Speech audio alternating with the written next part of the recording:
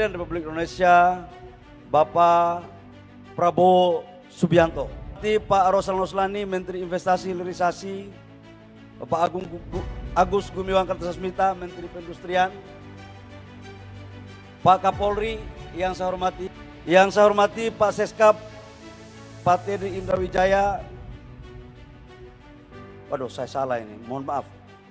Yang saya hormati Menteri Dalam Negeri Pak Prasetyo Hadi, bahaya saya bisa kacau ini.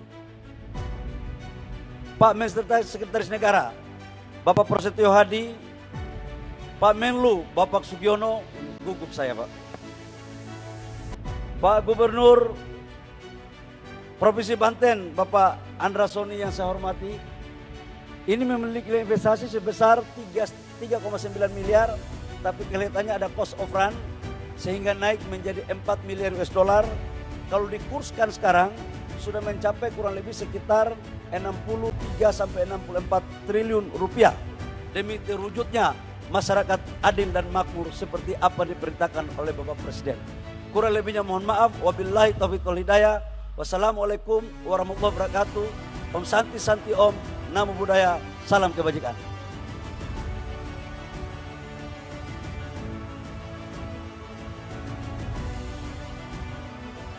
Pidato ini berisi laporan resmi kepada Presiden Republik Indonesia, Bapak Prabowo Subianto, mengenai peresmian proyek Lotte Chemical Indonesia, New Ethylene di Cilegon, Banten.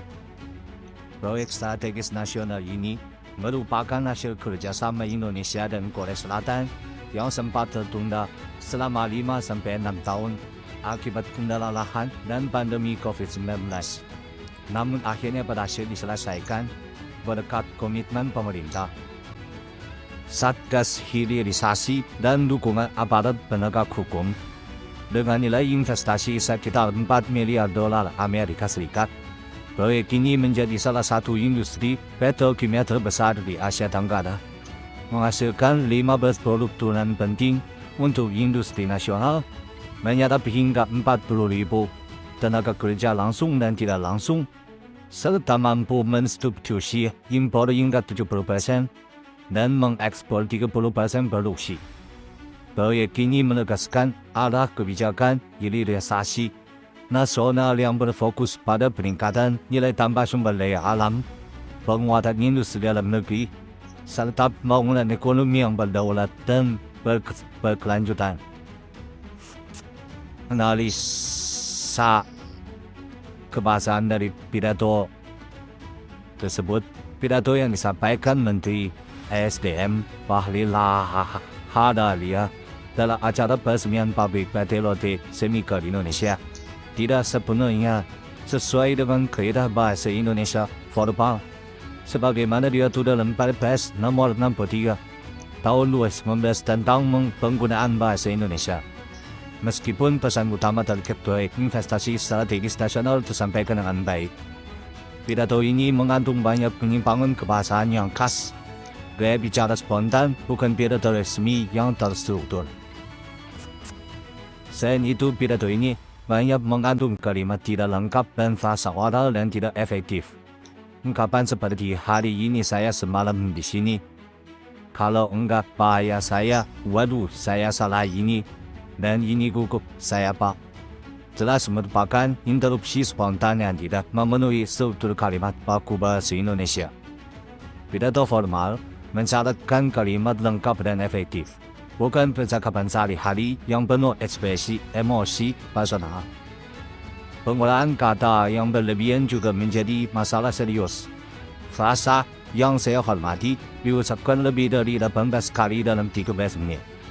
Sementara Bapak Presiden disebut 22 kali. Kaidah kebahasaan pidato yang baik mengharuskan variasi kosakata penghormatan seperti Bapak Presiden yang terhormat, Yang Mulia Menteri, atau hadirin yang berbahagia agar tidak monoton. Meskipun demikian, pidato ini memiliki beberapa kelebihan terbatas. Struktur umum pidato tersedia dengan pembukaan salam, istilah peran proyek, dan produk doa Islami yang formal. Data faktual tentang investasi 64 triliun, penciptaan 40.000 lapangan kerja, dan sejarah proyek petrokimia Indonesia disampaikan dengan jelas dan akurat. Sapaan awal, Presiden Republik Indonesia, Bapak Prabowo Subianto juga menunjukkan upaya formalitas. Secara keseluruhan, pidato ini lebih condong ke gaya bicara spontan informal daripada pidato resmi tertulis. Pidato tersebut layak untuk acara informal, namun belum memenuhi standar dokumen resmi negara. Dokumentasi perbaikan meliputi persiapan naskah lengkap, latihan pengucapan nama pejabat, penggunaan bahasa baku, dan variasi kosakata penghormatan agar sesuai Perpres Nomor 63 Tahun 2019. Salah satu kekurangan paling mencolok adalah kesalahan penyebutan nama pejabat tinggi negara. Pembicara menyebut Pak Erlangga Hartanto, padahal yang benar Airlangga Hartanto. Pak Rosal Noslani seharusnya Rosan Ruslani, dan Prasetyo Hadi, yang tepatnya Prasetyo Hadi. Kesalahan ejaan nama berulang seperti ini sangat tidak sesuai dengan standar pidato resmi karena menurunkan kredibilitas pembicara di hadapan hadirin pejabat tinggi dan Presiden Prabowo Subianto. Itu saja yang dapat saya sampaikan mengenai analisasi kebahasaan pidato dari Menteri SDM Republik Indonesia, Bahlil Lahadalia. Sampai jumpa di konten selanjutnya.